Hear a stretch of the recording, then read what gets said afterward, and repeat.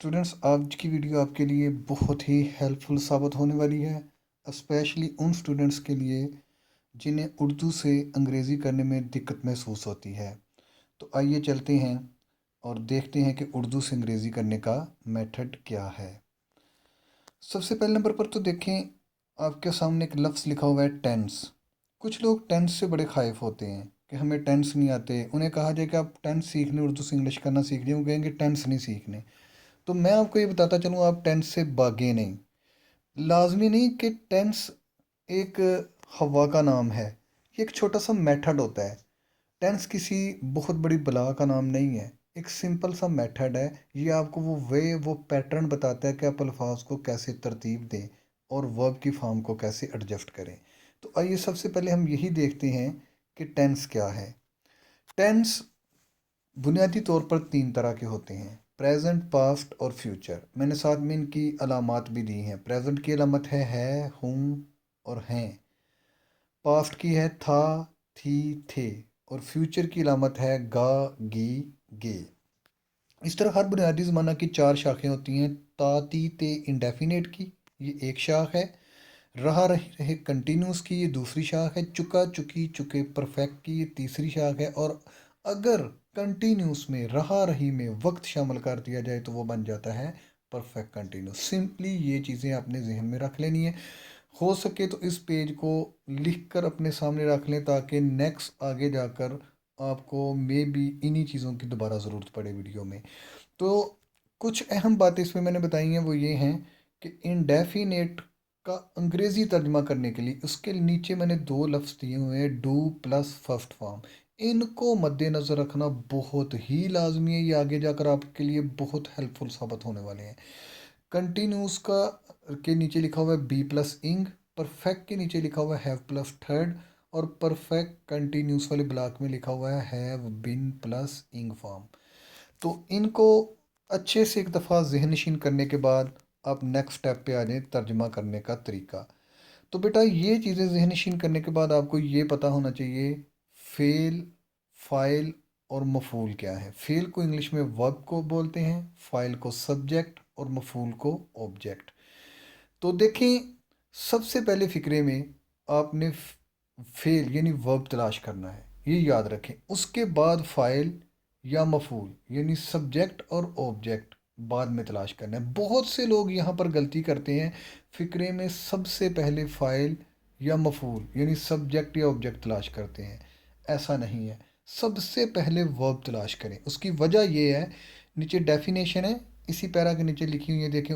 Definition of verb, subject and object in Urdu with examples. तो fail काम को fail कहते हैं। जैसा कि पीना एक फेल है। इसकी मैंने चारों फॉर्म्स लिखी हुई हैं: drink first form, drank second form, drunk third form और ड्रिंकिंग इंग फॉर्म या आईएनजी वाली फॉर्म भी बोलते हैं इसको। तो देखिए, इसको फोर्थ फॉर्म भी कुछ लोग बोलते हैं। फाइल क्या होता है? काम करने वाले को फाइल कहते हैं। अब आप यहाँ पर एक बात देखें, फाइल का तल्लक किससे? काम से। अगर आपको काम का ही नहीं पता तो आपको कैसे पता होगा काम कौन कर रहा है? तो हैंस यहाँ बहुत ही अहम पॉइंट और अहम नुक्ता ये है कि फ़िक्रे में सबसे पहले फेल यानी वर्ब तलाश करें। वर्ब मिल जाएगा तो सब्जेक्ट ऑब्जेक्ट खुद ब खुद आपके सामने आ जाएंगे। आपको थोड़ी सी स्ट्रगल करनी पड़ेगी। देखिए, फ़िक्रा है आपके सामने, फरीदी क्रिकेट खेल रहा है। इसी फ़िक्रे में अगर हम देखें तो हमें सबसे पहले फेल तलाश करना होगा। फेल है इसमें खेलना, एक्टिविटी, सरगर्मी, उसको हम बोलते हैं फेल। तो फेल है इस फिक्रे में खेलना। अगर आप फेल तलाश कर लेते हैं तो देखिए, अब आप गौर करें कि ये काम कौन कर रहा है। क्रिकेट खेल रही है किसी को, या अफरीदी खेल रहा है? काम करने वाला कौन है? खेलने वाला। तो अब आपको पता चल जाएगा अफरीदी काम कर रहा है। तो जो काम करता है उसको हम बोलते हैं सब्जेक्ट। तो देखिए, आगे मैंने लिखा हुआ है फाइल, इसमें अफरीदी है सब्जेक्ट। तो देखिए, दूसरा कि मफूल काम किस पे हो रहा है, फेल वाकई किस पे हो रहा है, इसमें ऑब्जेक्ट कौन है? तो जिस पर काम किया जाए वो होता है ऑब्जेक्ट, जिस पर काम वाकई हो। अफरीदी क्रिकेट खेल रहा है, खेलना तो काम हो गया, खेलने वाला अफरीदी सब्जेक्ट हो गया। और जिस पर खेला जा रहा है, जिस पर काम किया जा रहा है, वो है क्रिकेट, वो हो गई ऑब्जेक्ट।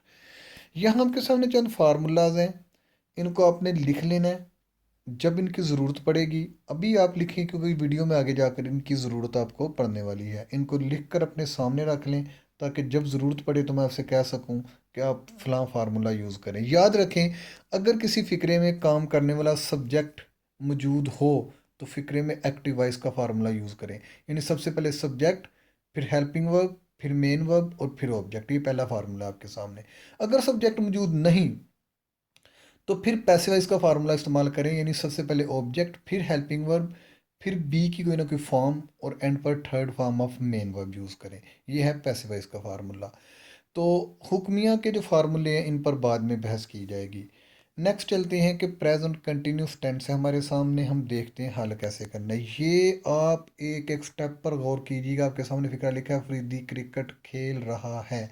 गौर करें कि मैंने फिक्रे को वक्फों से फैलाकर लिखा हुआ है, यानी लफ्ज़ एक दूसरे के साथ नहीं मिले। उसकी वजह यह है कि उनके नीचे डिटेल्स लिखनी होती हैं। आपने ऐसे ही फिक्रात को फैलाकर लिखना आपके लिए बहुत ईजी रहेगा। सबसे पहले मेन वर्ब तलाश करें, खेलना।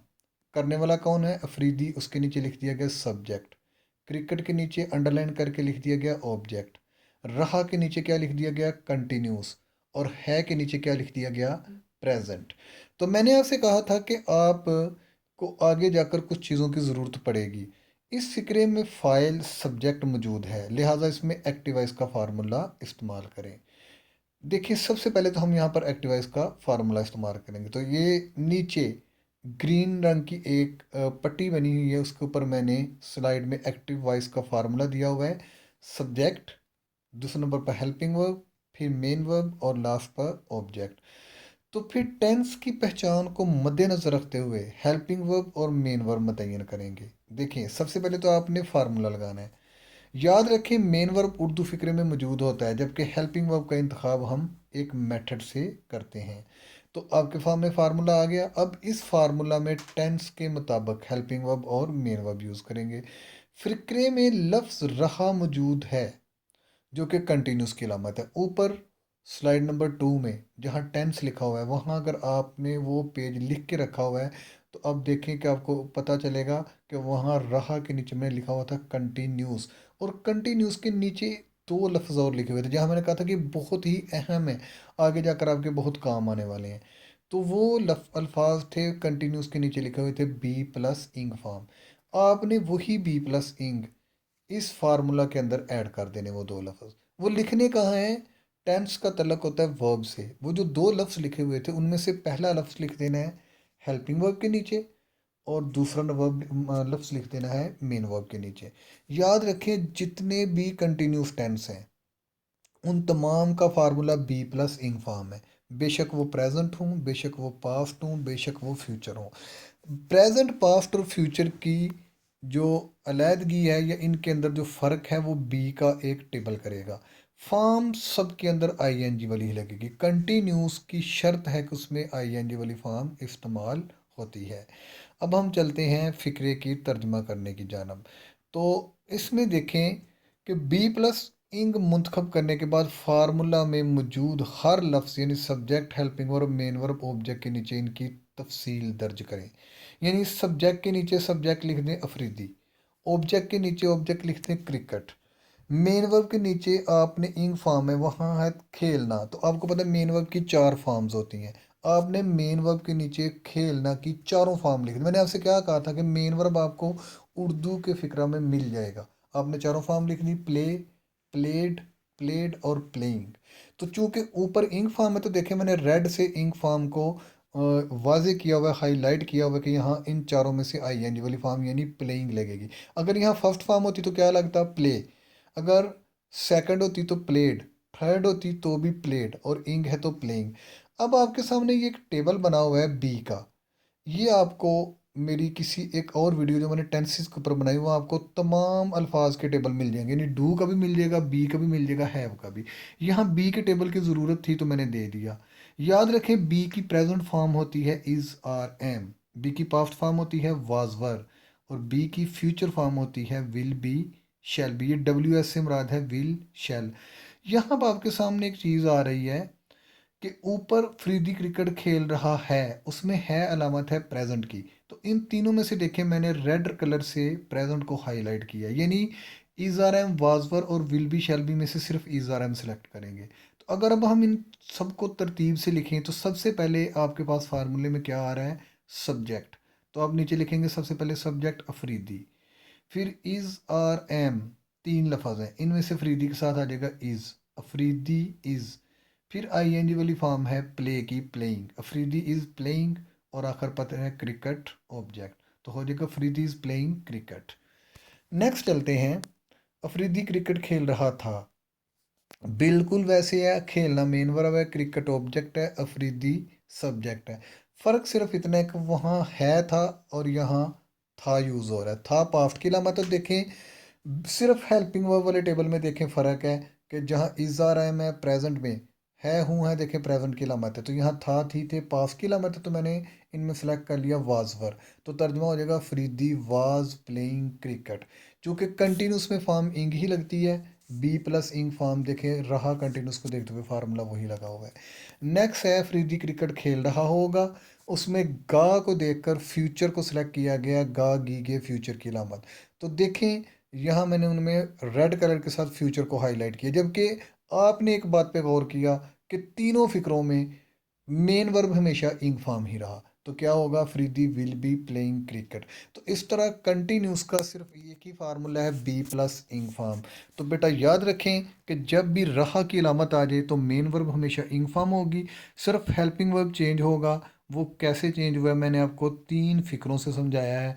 अब आप कभी भी कंटिन्यूस को उर्दू से इंग्लिश में करते हैं तो ये फार्मूला यूज़ करें, कभी आपका गलत नहीं होगा। लेकिन ये फार्मूला सिर्फ एक्टिव वॉइस के लिए है। टेंसेस के लिए मज़ीद अगर आप परफेक्ट को देखना चाहते हैं, इंडेफिनिट को या परफेक्ट कंटिन्यूस को, तो उन पर मैंने एक अलग से वीडियो बनाई हुई है।